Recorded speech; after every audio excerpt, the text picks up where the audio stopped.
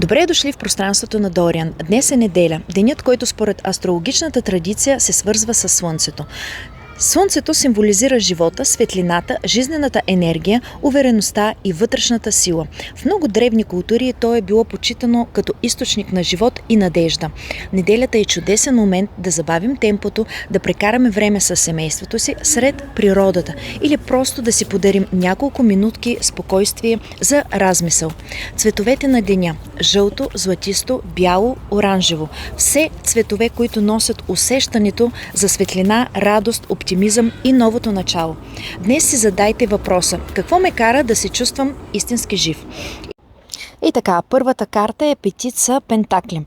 На пръв поглед тази карта изглежда като символ на липса или трудност. Но ако се вгледаме по-дълбоко, тя ни напомня, че дори в най-предизвикателните моменти никога не сме напълно сами.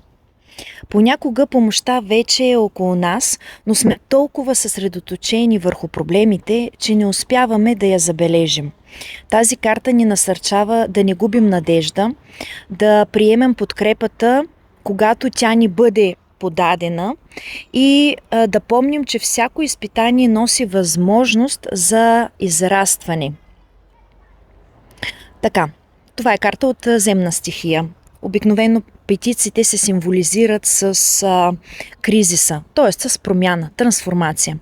Следващата карта, която излезе, е тройка Пентакли.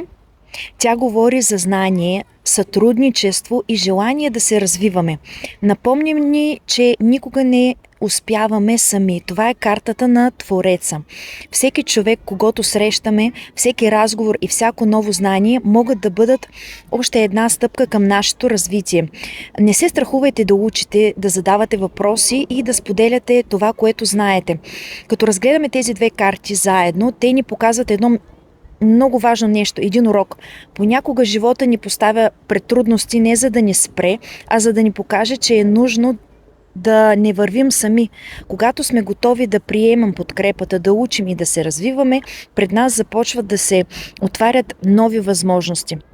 Днес си позволете да поискате помощ, ако имате нужда, и ако можете, бъдете нечия подкрепа.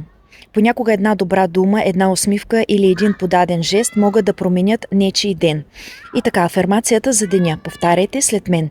Днес аз избирам да виждам възможностите, дори когато пътят изглежда труден. Избирам да се доверя на живота и на собствената си вътрешна сила. Очаквам ви отново утре.